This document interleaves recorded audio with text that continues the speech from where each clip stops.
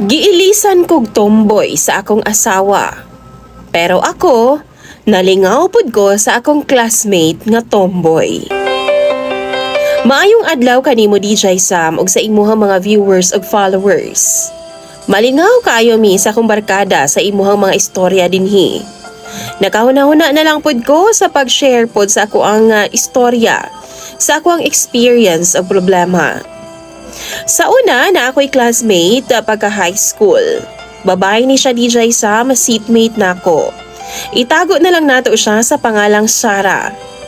Suod kaayo ming duha. Magkuyugay gid mi ana bisan break time o bisan asa. Gwapa siya DJ Sam, bagsikon mo istorya, kay mao lagi tumbuyon man siya. Sa kadugay namong kinuyog DJ Sam, mura na gyud kog nagkagusto sa iyaha. Pero kana laging mga bata pa kaayo mi. Bata pa kaayo mig mga huna-huna, gibaliwala lang namo kay nahadlok pod ko DJ Sam nga maguba ang among panag-amigo. Labi pa dihang kadugayan DJ Sam ni angkon siya nako nga naibog daw siyag babay. Medyo na-turn off ko sa iya DJ Sam. Pero bisan pa man, amigo ra gihapon ming duha ni Sarah. Pero di na kaayo mi sigi og kuyog, hangtod pagkasunod tuig, di na pod mi classmates. Nakita na ako DJ Sam og nahalata nga naa na siya'y pirmi kauban nga babay. Iyang mga barkada medyo parehas na pod niya nga mga tumbuyon. Pero sayangan kay ko niya DJ Sam, kay gwapa manggod siya. Unya, pag-graduate namo sa high school, nagkabuwag na gyud mi. Wa na mi contact sa usag-usa. Karon naminyo nako og naa na ko'y mga anak DJ Sam. Pero lagi medyo ayo. Medyo malas gyud DJ Sam kay bag-uhay ra pod nga nahibaw-an nako nga akong asawa duna di ay siya laing karelasyon nga tomboy. Og nag 1 year na pod sila DJ Sam. Supait gyud kaayo. Pero naningkamot lang gihapon ko DJ Sam para sa akong mga anak. Sa karon usa na ko ka supervisor sa usa ka kompanya. One time, nisuroy ko sa mall sa Cebu. Nagkasugat ming duha ni Sarah. Sure gud ko nga siya to DJ Sam. Doon na siya'y kuyog nga murag iyang partner siguro, babae to. Pution, tapos gwapa pod. Nagkasugat ang among mga mata DJ Sam, pero wa mi nagtinagdanay. Siguro tungod pod sa kadugay sa panahon. Nilabay ang pila ka adlaw na ay nag-message request sa akoa. Wa dayon ko kaila DJ Sam, kay duha ka babae man nga nag-kiss og iring ang ilang profile. Nangumusta na ako, ug nangutana kung kaila pa ba daw ko niya. Mao to ako siyang giingnan nga uoy. Syempre close kaayo ta ni adtong high school. Ug nagkaistoryahanay dayon mi DJ Sam sa mga nangagi. Nanghagad siya nako nga magkita daw mi para magtagay. Para magkaistorya po daw mi. Iya po daw dalon ang iyang partner nga itago na lang po nato sa pangalang Lovelyn. Mao to pila na may istorya, nag-abot mi sa imnanan, duol-duol sa Park Mall. Og mao to naga-istorya gid mi, nagka-openay mi sa amo ang mga kinabuhi, mga kaagi, nagkomedyahanay pod mi, og niangkon pod ko nga crush nako siya sa una. Kaso lang, babae man ang iyang trip. Babae ang iyang ganahan, mautungwa na lang nako gidayon. Pero ingon pa siya DJ Sam, nga kung nanguyab pa daw ko niya kaniadto, basin di pa daw madayon ang iyang pagkatomboy.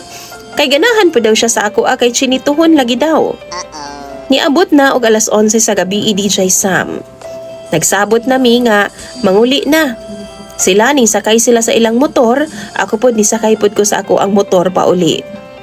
Pag-abot sa unahan DJ Sam, nihunong ko kay nangihi. Nag-check pod ko sa ako ang phone. Nag-miss call si Sarah sa messenger nako.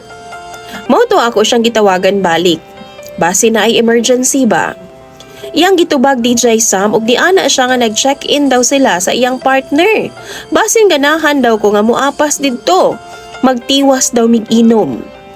Gikulbaan yun ko DJ Sam. Kay lahi man ang naa sa kong utok. Syempre nakainom pod ko, nitando na lang pod ko dayon. Gitagaan ko niya sa room number DJ Sam. Tapos pag abot na ako dito, nanuktok ko. Pag-abot na ako, medyo nanginit dayon ng akong kalawasan, DJ Sam. Wa ko kasabot sa akong gibati. Pero kanilaging makainom ta, marka bahala namang yun usahay. Nisud dayon ko DJ Sam sa kwarto.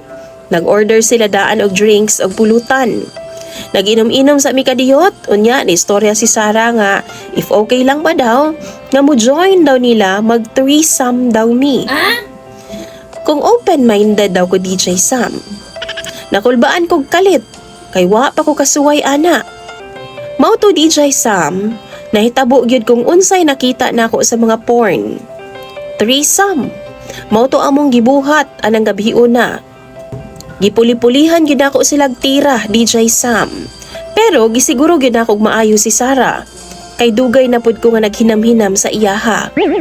Og nausban pa gyud to DJ Sam. Kumbaga, ako na daw ang ilang official na third party. Pero DJ Sam, muraglain man gihapon sa pamati. Kay ba magud ko nga sayop ang among ginabuhat. Wa ko makonsensya sa akong pares. Kay nagkabuang naman po siya glain ug sa tomboy po DJ Sam. Pero sa akong mga anak, oo, nakonsensya kaayo ko. Dili ko sure kung nakonsensya ba ko DJ Sam. Basta I feel bad lang pod sa naitabo sa akong kinabuhi. Wa ko kahibaw kung swerte ba ni o di malas. Pero talagsaon na banggod kaayo nga nahitabo ni sa akong kinabuhi. Kalagot ko sa tomboy sa akong pares. Pero nalipay pod ko sa tomboy nga akong classmate. Tambagi daw ko ninyo be mga viewers na DJ Sam, kung ipadayon pa ba nako ni ang akong sitwasyon or dili na. Dagan kayong salamat DJ Sam sa pagbasa sa imong programa. Imong sender o follower, Eric.